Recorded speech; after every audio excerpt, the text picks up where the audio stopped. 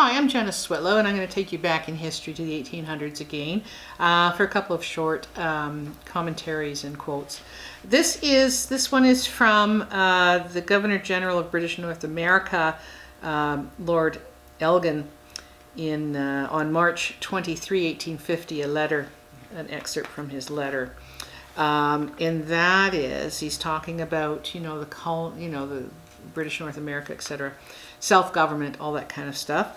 He says, but how does the case stand with us? No matter how great the advance of a British colony in wealth and civilization, no matter how absolute the powers of self-government conceded to it, it is still taught to believe that it is in a condition of pupillage from which it must pass before it can attain maturity.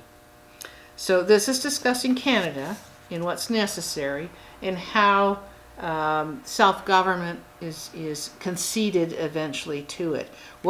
At what point is the colony considered mature enough to receive self-government powers? And as I mentioned in my previous episode, that Canada, having really just received self-government, is busy trying to delegate, create, and give self-government to Indigenous nations that have been around for thousands of years. Canada can be said to not yet even reached its own maturity, and it is not fully self-governing. It is not a successor state, as some have mistakenly called it. Now, it's important to understand the attitudes towards, the civilization process. That was something that, was the foundation, if you will, of the residential school system. We're going to civilize these savages. The attitude towards the British was not that great towards the French, and I'm going to describe this from Lord Durham's report of 1839, and he's his dispatch from the colonies.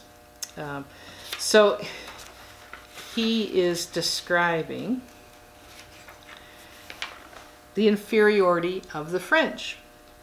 And in this French-Canadian nationality, one which, for the good merely of that people, we ought to strive to perpetuate, even if it were possible, I know of no national distinctions marking and continuing a more hopeless inferiority. The language, the laws, the character of the North American continent are English. And every race but the English, I apply this to all who speak the English language, appears there in a condition of inferiority. It is to elevate them from that inferiority that I desire to give to the Canadians our English character. I desire it for the sake of the educated classes, whom the distinction of language and manners keeps apart from the great empire to which they belong.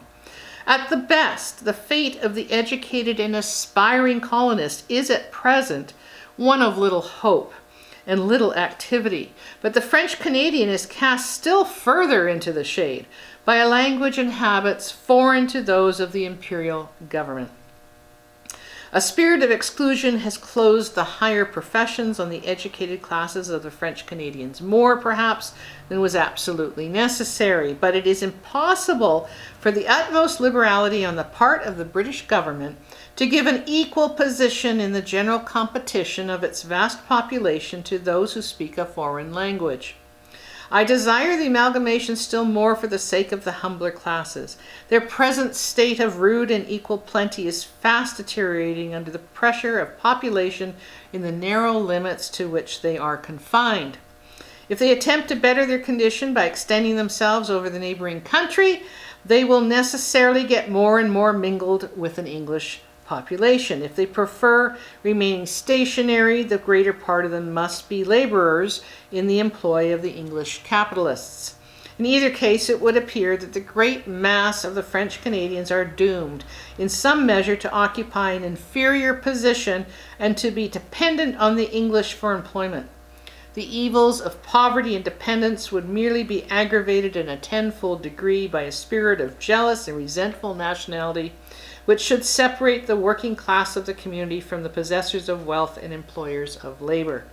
There can hardly be conceived a nationality more destitute of all that can invigorate and elevate a people than that which is exhibited by the descendants of the French in Lower Canada. Owing to their retaining their peculiar language and manners, they are a people with no history and no literature. These are the... Now, and keep in mind, the French are a Christian-based, quote-unquote, white nationality. Imagine if Lord Durham were speaking of the savages, speaking of the Indians, speaking of the Indigenous nationals. Now,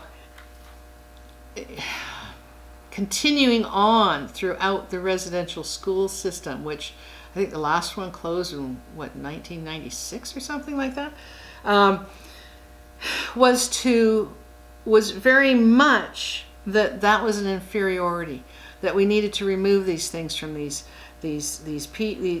Indians in order that they should be elevated and civilized and all these kinds of things. So everything that I have just read in terms of his discussion, Lord Durham's discussion on French Canadians, imagine how even more so his attitudes towards Indians at the time.